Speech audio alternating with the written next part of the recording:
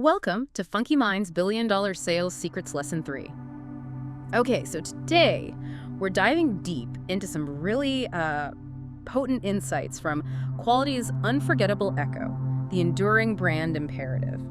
And specifically, we're getting into this section called Billion-Dollar Sales Secrets Lesson 3. Now, when I first saw Billion-Dollar Secrets, I gotta admit, my mind jumped straight to, snick marketing tricks or maybe some hidden ad formula. Right, the usual suspects. Exactly. But this lesson 3, it just flips that whole idea. It feels, well, foundational, but almost counterintuitive. Let's unpack this a bit. Yeah, it's fascinating, isn't it, how directly this lesson just cuts through all the usual chatter about marketing tactics and sales strategies. It really argues that, chasing those quick wins, often by just slashing prices, can be a really, really short-sighted move.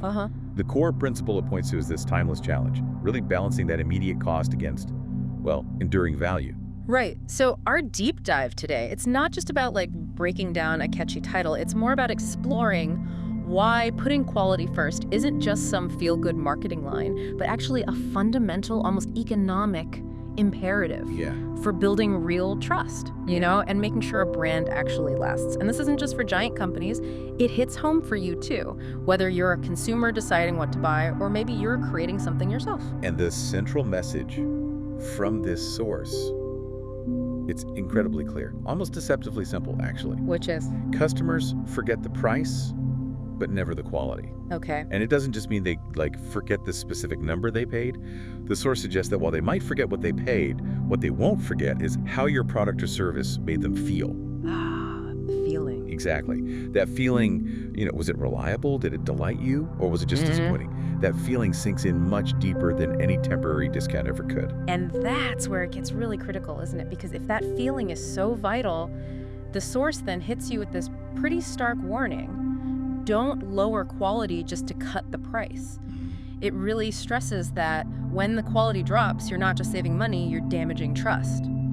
So why? Why is that so hard for businesses to really get? Why do so many still kind of fall into that race to the bottom on price? Well, it's a classic trap, I think, because the money you save right now, that's tangible. You can see it on the balance sheet. Right, obvious.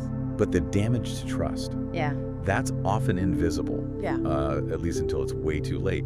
And what's really insightful here is the idea that customers will remember your brand by the worst experience they had with it. Wow, the worst. Not by the cheapest deal you offered. Yeah, the worst.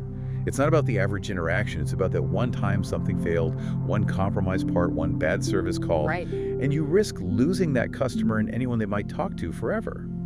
It's that single point of failure that can just erase all the goodwill and, kill future revenue. So, okay, if you're out there listening and you're trying to build something real, something you genuinely want to last, this message seems crystal clear. It really is. It means you absolutely have to put quality first. Always. No compromise.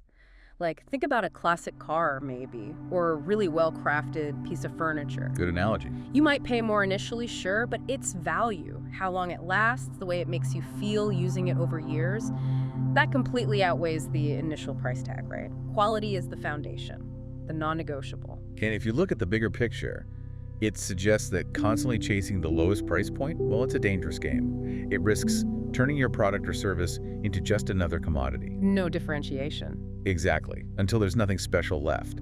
And trust, once it's broken because someone feels the quality slipped, it's incredibly hard, maybe even impossible to get back. So that perceived value, it's way more than just the price. Absolutely. It's reliability, it's the whole customer experience, it's even that emotional connection you might build. It's fundamentally about building a reputation, not just grabbing a quick sale. So, wrapping this up, what's the core takeaway? It seems to be that the enduring power of quality just consistently wins out over a fleeting memory of a low price. And maybe the most expensive mistake, the real billion-dollar lesson, is realizing that damaging trust by cutting corners on quality. That's the ultimate cost you can't recover from. Yeah, and that brings up a really potent question for everyone listening, I think. Go on. Just take a second and think about the brands you actually remember, the ones you consistently go back to, maybe without even thinking too hard about it. Ask yourself, is it mainly because they offered the absolute rock-bottom, cheapest deal you could find anywhere? Or is it because they consistently delivered on quality? Maybe they surprised you with how reliable they were, or they just made you feel good, feel smart about choosing them. That long-term effect. It's really profound when you stop and consider it. It really is. Yeah. So ultimately, while chasing low prices might seem tempting, for that quick boost. Yeah, the immediate gratification. Right, but building something real, something that actually lasts and has an impact, that path always, always puts quality first. That seems to be the only way to genuine, maybe even billion-dollar success. Subscribe and like for more videos.